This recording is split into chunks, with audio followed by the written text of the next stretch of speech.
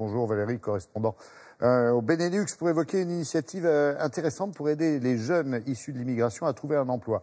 L'opération, et vous allez nous en dire plus, s'appelle Duo for a Job. C'est quoi ?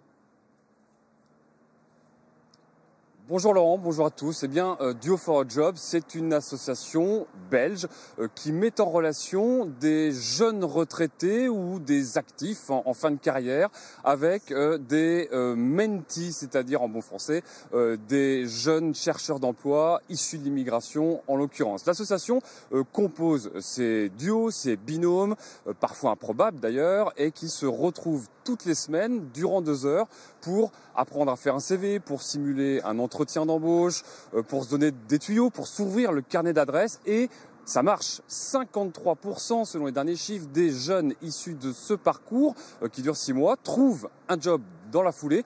Les mentors s'y retrouvent aussi car bien souvent ils retrouvent une deuxième jeunesse. Ils rencontrent surtout des univers différents, des cultures différentes qu'ils n'auraient jamais rencontrées dans le cadre de leur univers professionnel bien souvent. Reportage avec Caroline Van P et Hervé Verloès. Anoucha et Didier, Pierre-Patrice et Dirk, des duos un peu particuliers se rencontrent chaque semaine. Aujourd'hui, Isabelle Delahue, 64 ans retraitée, et Amina Taba, 25 ans chercheuse d'emploi, préparent un entretien d'embauche.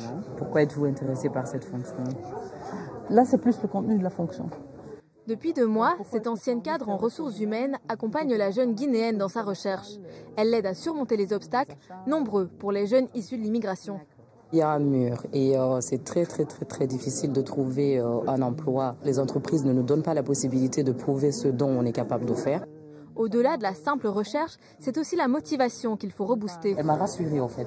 Elle est plus là pour me rassurer, pour me mettre sur la bonne voie, pour me motiver. Et c'est ce dont j'avais besoin. Si l'aide des aînés est utile aux jeunes, la rencontre est aussi une leçon de vie pour les bénévoles retraités. On apprend aussi beaucoup parce qu'on rencontre des personnes qu'on ne rencontrerait pas dans d'autres circonstances. Et on apprend à connaître d'autres modes de vie, d'autres cultures. On reçoit des leçons tous les jours.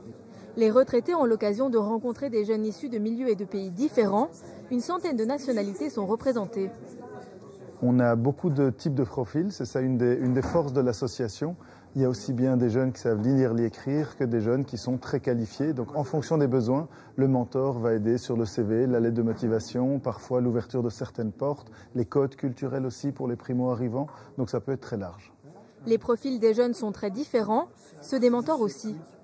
J'ai 67 ans et j'étais pharmacien d'officine. J'aurai 64 ans le mois prochain et j'ai été actif dans le secteur des assurances. J'ai 62 ans et j'ai travaillé en ressources humaines dans une grande société pharmaceutique. Ferdinand Limpen, c'est un ancien commercial dans l'aéronautique. Il a déjà accompagné 6 jeunes.